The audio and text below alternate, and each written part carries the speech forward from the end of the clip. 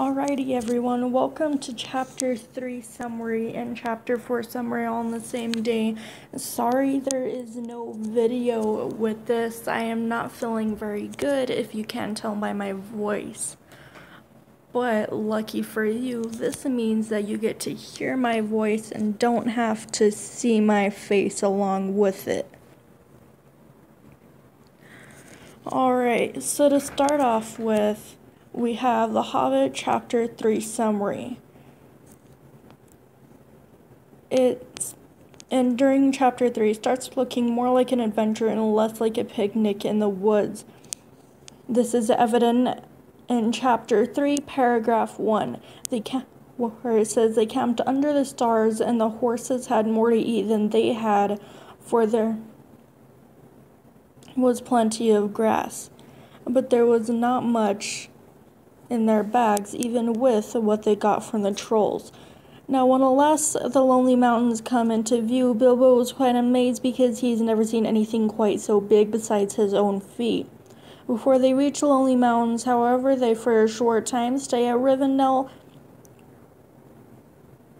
the house of Lord Elrond, which is home to many elves. However, thanks to the movie, we know that the dwarves aren't happy with this and would rather fight off the wargs than spend time with the elves. Bilbo and Gandalf, however, have a good time partying with the elves, or so to say. During this time, Elrond tells Gandalf and Thorin that their swords are elvish and date back to the Goblin Wars. And I'll do a separate video on this explaining what the Goblin Wars are. Elrond is shown the map of the Lonely Mountain, and just so coincidentally, the moon happens to be shining in just the right way so they can see the moon letters. This says, "Stand by the grey stone when the thrush knocks, and the setting sun with the last light of Durin's day will shine upon the keyhole." And this is on paragraph 39 of Chapter 3. There is a problem, however, because no one can actually tell when Durin's day is anymore.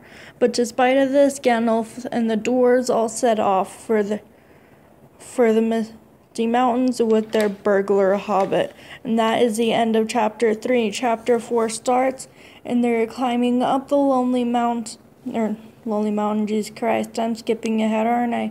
Alright, they're climbing up the misty mountains, and as it should, the weather gets colder and worse because science.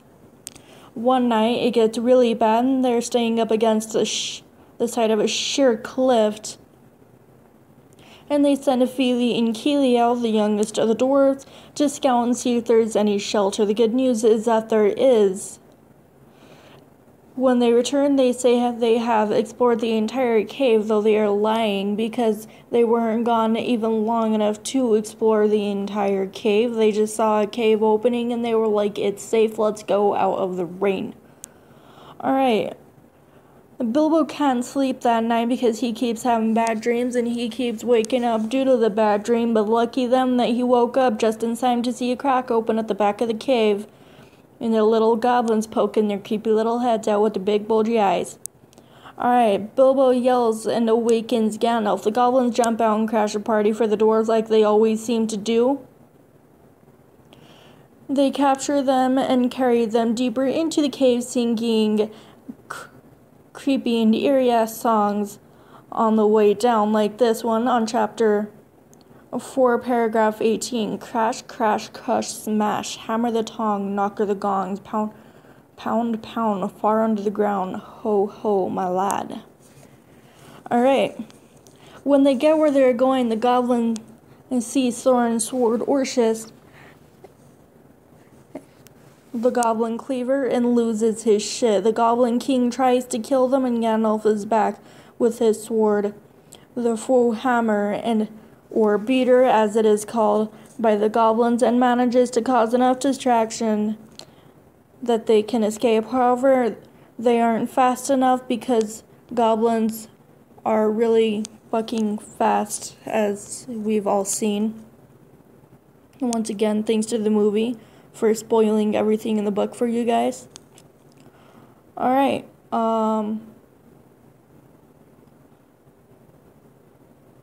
Awkward silence. Okay. However, they aren't fast enough and the goblins catch up to them and ambush them. Bilbo, in the confusion, is clumsy and hits his head on a rock, knocking his own ass out, and this is where the chapter ends. However, if you liked this, be sure to leave a like and comment as well as subscribe. Hope you guys are having a wonderful day, happy holidays, and bye-bye.